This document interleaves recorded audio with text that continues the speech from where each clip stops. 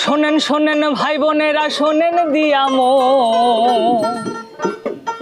প্রথমে শুকরিয়া করি মাবুদ মহাজন, তারপরে স্মরণ করি মাতা পিতার নাম। আমি পাগল বাউল ভাইরে নাহি নামদা,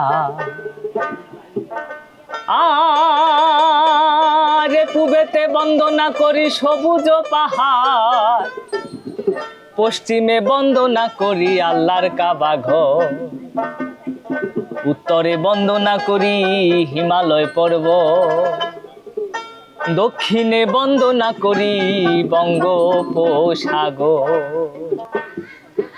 আরে চৌদিকে বন্দনা করি মধ্যে হইলাম স্থির, সভাসদে পুঁথি শুনতে হইতেছে নদী,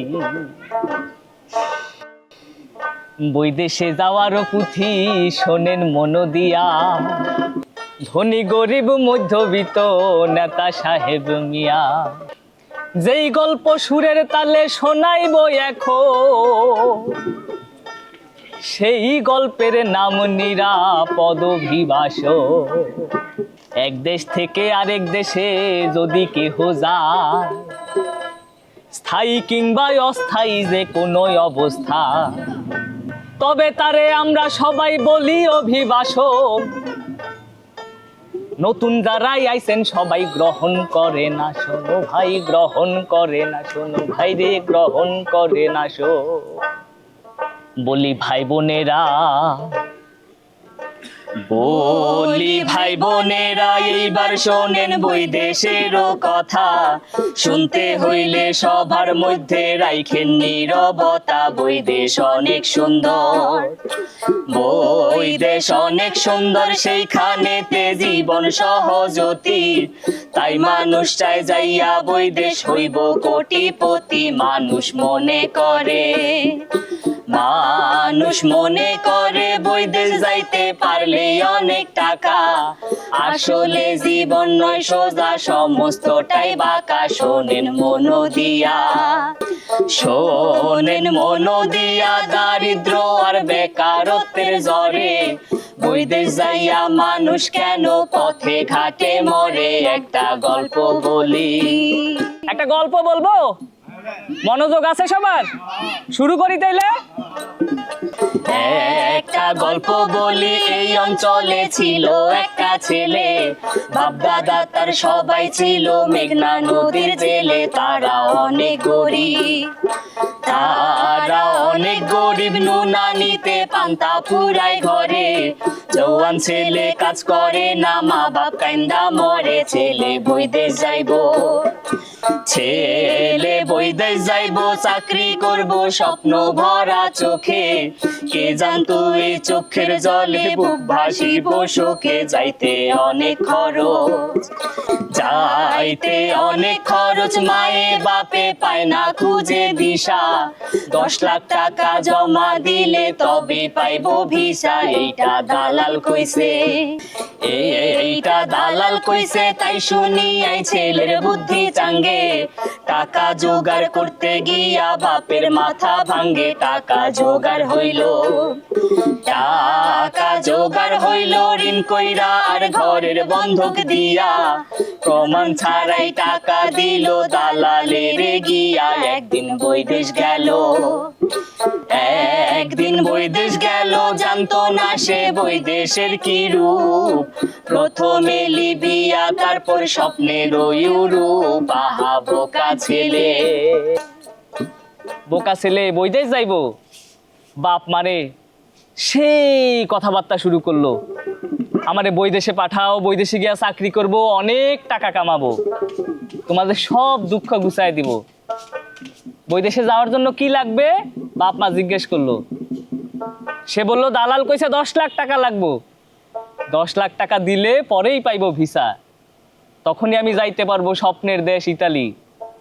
কই যাইতে পারবো? স্বপ্নের দেশ ইতালিতে।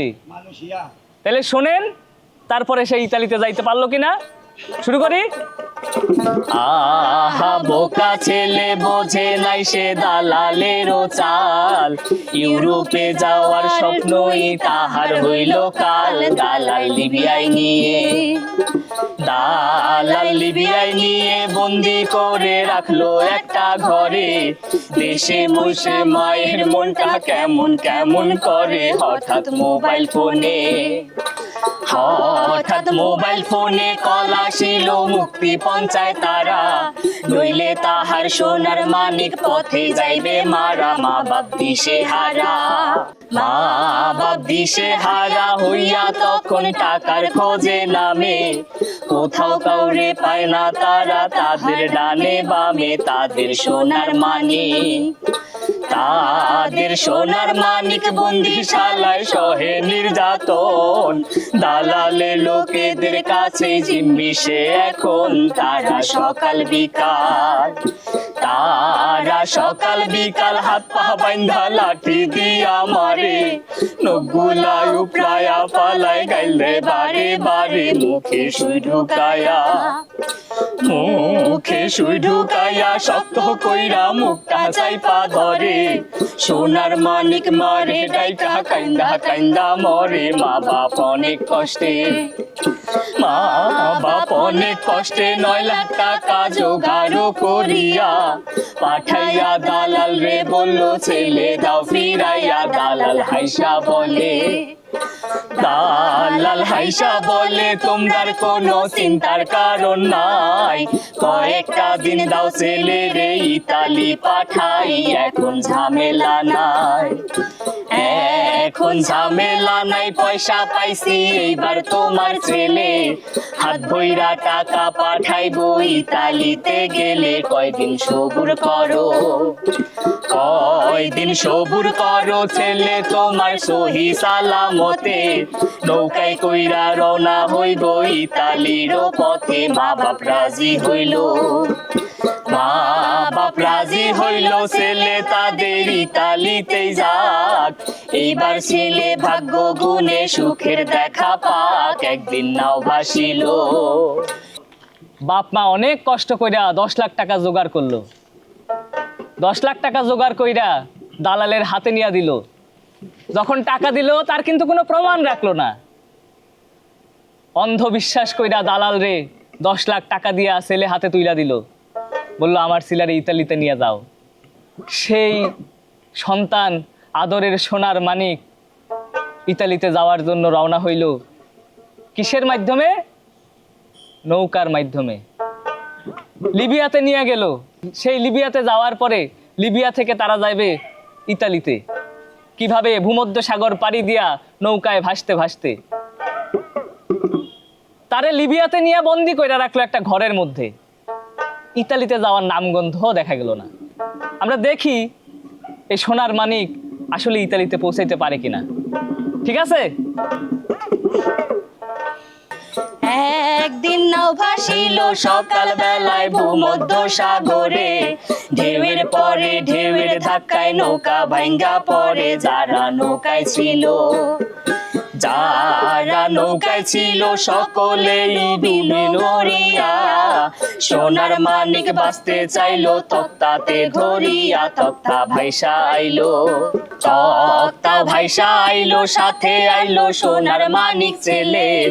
উদ্ধার কইরা পুলিশ তারে নিয়া গেল জেলে। মা বাপ খবর পাইয়া, মা বাপ খবর পাইয়া দেশে বৈশা দৌড়ায় দাঁড়ে দাঁড়ে। কেউ যদি সোনার মানিক রে দেশে আনতে পারে। হঠাৎ দূতাবাসে, হঠাৎ দূতাবাসের হস্তক্ষেপে ছেলে আইলো দেশে। ঘরের কোনায় পইরা থাকলো সর্বহারার বেশে। গ্রামের বেবাক লোকে, গ্রামের বেবাক লোকে হাসাহাসি করলো তারে নিয়া। মা বাপ তারে সাহস দিল কান্ধে হাত রাখিয়া। আরে বাপ মায়ের ধন, আরে বাপ মায়ের ধন সাহস পাইয়া কাজে দিল হাত। কাজের উপর দক্ষ হইয়া এক করলো দিন রাত। একদিন দক্ষ হইয়া, একদিন দক্ষ হইয়া মায়ের মানিক চাকরিতে যোগ দিল, দিনের পর দিন পরিশ্রমে সুখের দেখা পাইলো। এখন চাকরি কইরা, এখন চাকরি কইরা হাত ভইরা সে করে উপার্জন, ছেলের সুখে বেজায় খুশি মায়ের বাপের ধন। হায় রে মায়ের বাপের মন। সেই সোনার মানিক ইতালিতে আর যাইতে পারলো না, তারে ভূমধ্য সাগরে কাঠের নৌকায় কইরা ভাসাইয়া দিল। ভূমধ্য সাগরের উত্তাল ঢেউয়ে ধাক্কায় ধাক্কায় সেই কাঠের নৌকা ভাইঙা চৌচির হইয়া গেল। সেই নৌকায় যারা ছিল সবাই ডুইবা মইরা গেল।